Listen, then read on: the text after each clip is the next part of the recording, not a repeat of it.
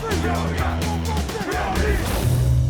everybody, welcome to Eagles Game Plan presented by Toyota. I am John Clark, and this week the Eagles are going back to the spot where they won the Super Bowl 2 seasons ago, Minnesota. Hopefully they can pack those 10 sacks that they got against the Jets. Let's break down the party that the defensive line had. Here is the defensive line coach, Phillip Daniels, with some tape study presented by Chickies and Pete's with our own Fran Duffy. 3rd and 9, Falk in the gun. 4 receivers, 3 left. Back goes Falk. He steps up. He's hit. He's down. Bringing him down is Brandon Graham. 2 hits and a sack for Brandon Graham. Well, this week on Tape Study, I'm pleased to welcome in Eagles defensive line coach Phillip Daniels. And Coach, let's just jump in. 10 sacks for the Eagles defense this past week. We're going to take a look at a couple of those sacks and some of the other plays that the Eagles defensive line made in this game. Let's start with the very first one. First third down of the game, a big sack for Brandon Graham here on 3rd and 9. Yeah, this is our rush package. Brandon's job is to get on the edge and beat this guard, run this. The guard actually gets a big piece of him. Here we want to try to get his hands down and get him free right there. But Brandon gets by him. He got to get a piece of him. But Brandon's quicker than most guards. He regathered there, turned the corner, and then the burst to the quarterback is the main thing. Now right here we got a slide. We got a slide to Fletch. They slid the line to their right. And so Fletch knows this right now. So they're sliding the line. He comes back to the opposite guard and he knocks him back to the quarterback. And all he want to do is put that guy in the quarterback phase. It's tough when you're battling 2 guys, but he did a good job of getting through that. Yeah, we're going to see a lot of examples of that. Every time you turn on the film with this Eagles defensive line. That was with the starters. This one, all backups in the game here. And I want you to break down what we see on the right side, a TE stunt between Vinny and Hassan Ridgeway. Yes, it's a quick TE stunt.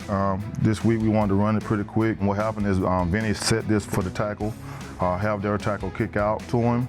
And as soon as he kick out, he comes underneath. And I would like for Vinny to come and bull rush this guy really, to keep himself in the rush. But he did a good job of creating space right there for Ridge to get through there and make a play. And Ridge did a good job of getting through there, keeping his feet moving through the gap and getting to that shoulder, get to that near hip, and then go to the quarterback and get this sack. Why is it that stunts are so effective against the man side of protections? They're sliding the protection this way towards the other side, so you've got man-to-man. Why is it that a stunt is so effective on that side? Well, one reason is that you got 2-on-2, but with Ridge coming to this guy's hip, to the tackle's hip, you actually create a 2-on-1 with the guard.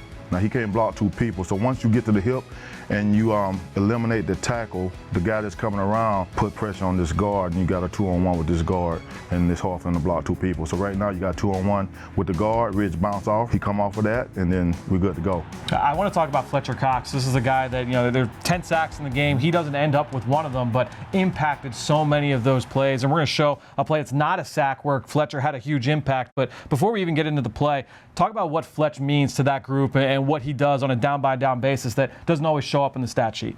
Well, Fletcher's a guy that creates all the opportunities for our other guys. Even though he didn't get a sack, but he created a lot of opportunity for these guys to get sacks, knocking the pocket back, knocking guys back in the quarterback face, getting his hand up, causing interceptions, just everything he do. He draws a lot of attention. A lot of times he'll get the double team and allow another guy to be one-on-one. And that's the things he do, and that's what people don't see sometimes. And I know he gets a lot of flack for not having a sack so far, but you got a guy who's coming back from an injury and plus a guy who's playing hard and making it happen for his teammates. And that's what it's all about. They named him captain for a reason, man. He's a leader. He do all the dirty work to help these guys be free and do the things they need to do. So you always want a guy like that go out there every day and give it his all and make it happen. So Fletcher's one of those guys for us. So you always talk about the difference between pressures and sacks, and this is a great example of what a pressure can be. Even though he doesn't get home, what he can do to impact the quarterback. This is Fletcher lined up once again over the center. Take us through the front really quick, because you're seeing this from around the league so much now, where you've got 5 defenders lined up, hat on a hat with an offensive lineman. What are the benefits to lining up this way, where you've got 5 players lined up, matched up, hat on a hat here across the board? 5 one-on-ones across the board, and you want that. You won't have one-on-ones with the guys, and you got to win when you're one-on-one. That's what we tell our guys. You got to win. Right here, we're running a game inside. Fletch is just basically gapping this. He's gapping it to the A gap here, and then as he's gapping this to the A gap, he don't win the A gap. So now he's taught to power this back to the quarterback. So he powered this right into the quarterback's lap. The quarterback cannot step up, so he's going to launch this ball and he's going to launch it kind of high, and he's going to miss his target, and it's going to be an interception down the field. Eagles Game Plan is brought to you by your local tri-state Toyota dealers, a proud automotive partner of the Philadelphia Eagles. NovaCare Rehabilitation, the power of physical therapy. And by McDonald's. I'm loving it.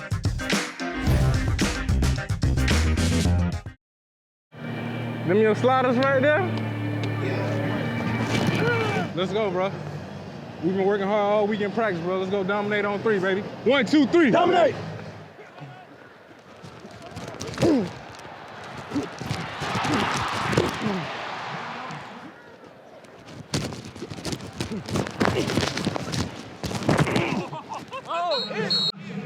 Yo, you can't call a timeout. We rolling.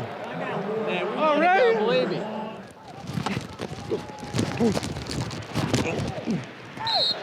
Big cat.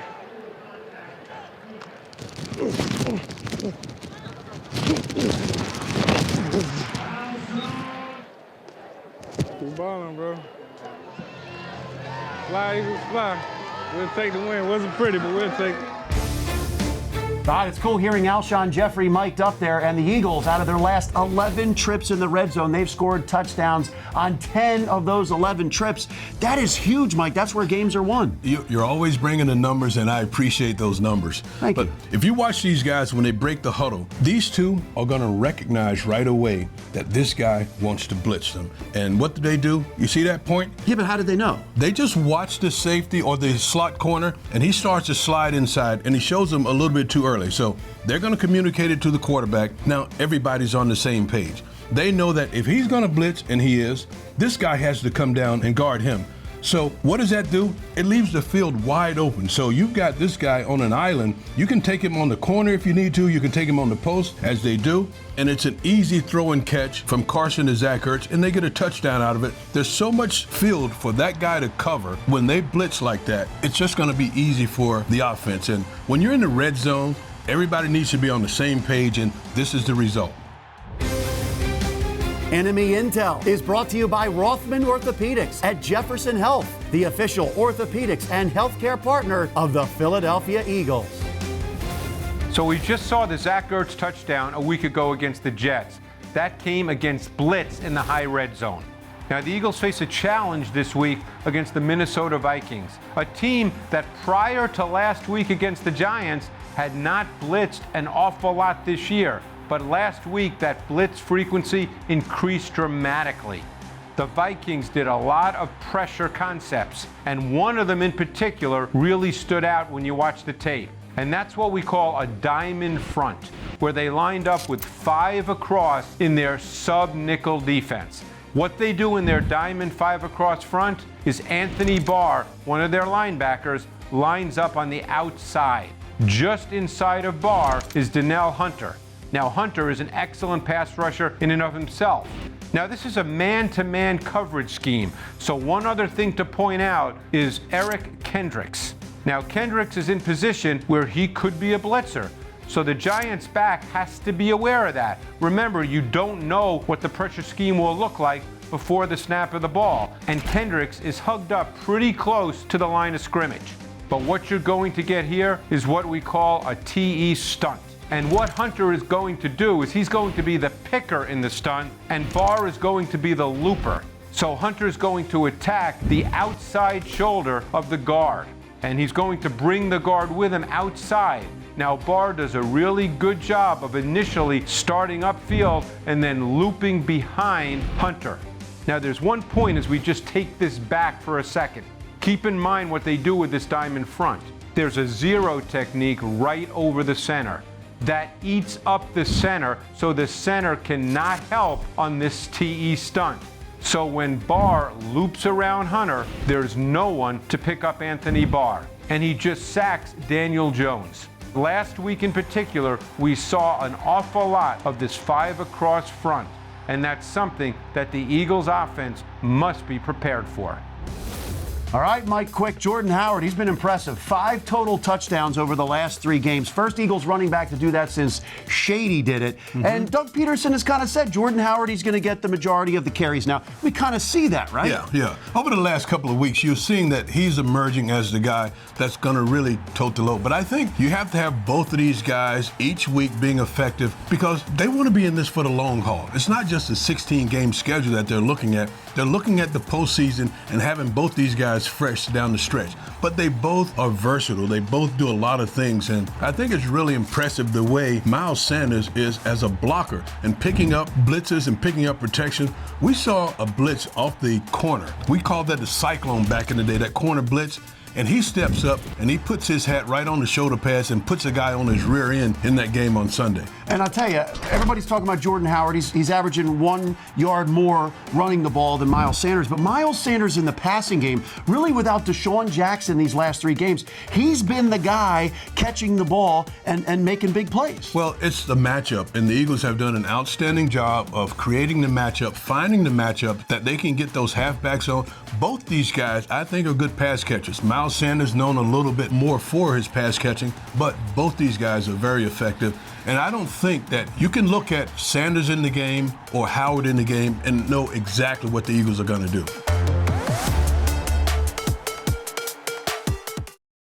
Hey, a win in the National Football League, man, that's a great job. 1-0 this week. 1-0, great job. Congratulations all around. It is tough to win in this league. It is tough to win. You be complimentary of that football team. Okay? You're complimentary when you speak to the media. And let's get ready to go. We got a stretch of games now coming up. Okay? We got a stretch of games. We're on the road for 3. Then we got a 4th one. I need everybody here for these next 4 weeks to do like we've always done and commit to each other. Commit to what we do. Commit to your rehab. Commit to your the treatment. Commit to understanding the game plan every single week. Our goal, obviously, is still 1-0. Great opportunity against a good football team that we know next Sunday. Okay? We got a nice little stretch here, 3 on the road. We want to get to where we want to get to. We got to take care of business on the road. Okay? Doug Peterson obviously fired up with his defense, especially getting 10 sacks against the Jets. In those first 4 games of the year, they only had 3 sacks. They wanted to close, and they finally got that done, Ike. But what else can they take on the road with them with that defensive pressure that they got? Well, you notice the first thing going up against a young quarterback like Luke Falk last week, Jim Schwartz wanted to make sure he sped up his thought process, right? You send extra pressure, you send blitzes, line stunts up front, anything to confuse that offensive line and that young quarterback. They're going to want to continue to do that this week against Minnesota. But the other thing this team did is they played smart defense, right? They were being aggressive at times, but they also were being smart football players. Let's watch here. One of the things you want to do to counter an aggressive defense is you want to run draws and screen plays against them, right, to sort of slow them down. So what the Jets started to do is they thought they could add the screen game to their offense. And what you're going to see here from the Eagles is smart, fundamentally sound defense. You're going to get a slot pressure here. You're going to get your defensive tackles dropping out in a little bit of a zone. But here's the other thing. Jim Schwartz also decided to dial up the corner blitz from the short side of the field. Now, the reason why this play did not work is that you have everybody on the same page. This is actually a great call, John, against this defense. You see the Jets, they have guys out here. You got tackles dropping out in coverage. That's also a good sign for an offense. It's a screen play. So the Jets are going to have this thing blocked up perfectly. But here's why it doesn't work. Rasul Douglas right here. He's the key to this play. He sees that Le'Veon Bell gives sort of a half-hearted effort in protecting. He recognizes this must be a screen, peels off on Le'Veon Bell, and that's why that play dies. It allows for the pressure to get to Luke Falk. But if you don't have Rasul Douglas right there having great play recognition, that's a great play design for the Jets, and that player's probably out the gate. And they're going to need that when they go to Minnesota. Take that with you in your luggage, diagnose screens, because Dalvin Cook and the Vikings are one of the best in it. Dalvin Cook is the catalyst of the Vikings offense. It starts with him. And one area in which he's so good is that screen game. And the Vikings have a multiple screen game. The goal is to get Cook in space. That's the critical piece here because he's dynamic and explosive in space. And one screen really stood out to me last week against the Giants, what we call a throwback screen. The reason it's a throwback, Kirk Cousins from under center goes with the run action, and then he starts to boot out to his right. So it looks like boot action to the right. But where does Cook go? Cook goes to the left, and Cousins will throw it back to the left to Dalvin Cook. And there's 3 blockers in front of him and only 2 giant defenders. So the Vikings got exactly what they wanted, and Cook is off to the races for a plus 20-yard gain, an explosive chunk play in the NFL. That's a beautifully designed and beautifully executed throwback screen, one of many screen concepts the Vikings have shown with Cook through the first 5 games. But remember, this offense starts with the run game.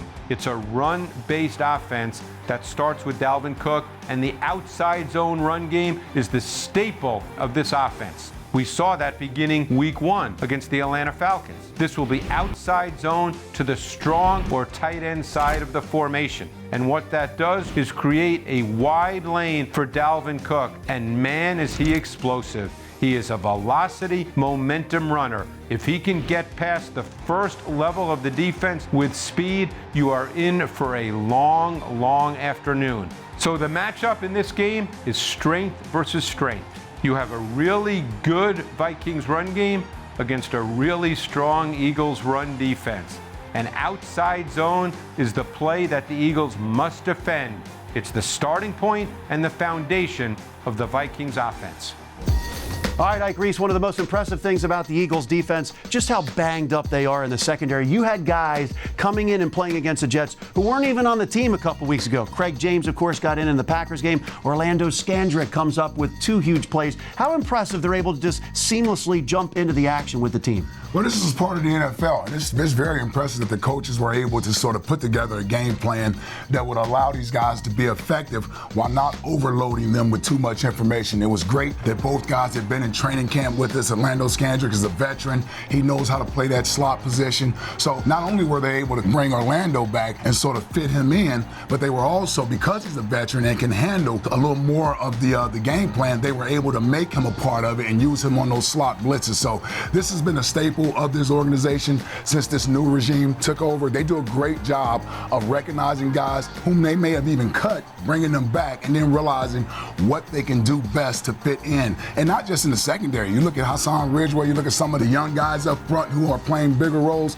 Those guys are also being used to the best of their abilities, as opposed to trying to fill in for the guys and then trying to repeat what those guys do best. So credit goes to the coaches, obviously knowing how to use these guys, but also the players being able to absorb the information and then going out there and playing fast. And we know the Eagles defense is #1 in the NFL against the run, giving up 63 yards a game. Tell me how excited you would be as a defense going against arguably the hottest running back in the game in Dalvin Cook. He's got the most big plays in the NFL, the most 20-plus yard runs. He's averaging 5.9 yards a carry. How excited and pumped would the defense be for this? Well, we knew how good this kid was coming out of Florida State a few years ago. Dealt with some early injuries in his career, seems to be fully healthy, and now looks like the explosive runner a lot of people thought he would be when he came out of college. When you're going up against a run offense like this who wants to establish dominance up front as a defense, being a #1 rushing defense, you got to update your resume every week. So I know the defensive players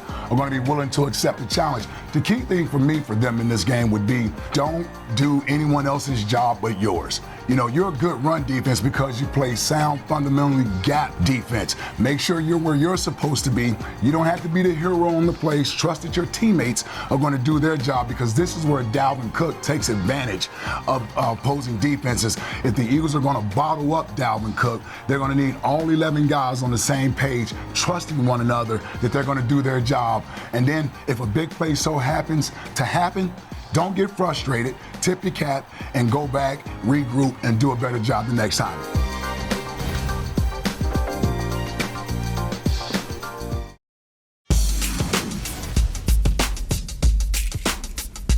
All right, we broke down the game plan for you to get a road at Minnesota. Got to watch out for those blitzes coming from the Vikings defense, and you got to slow down one of the best running backs in the NFL, Dalvin Cook. If you want more X's and O's breakdowns, check out our Eagle Eye in the Sky podcast wherever podcasts are available. Thanks for watching Eagles Game Plan, presented by Toyota.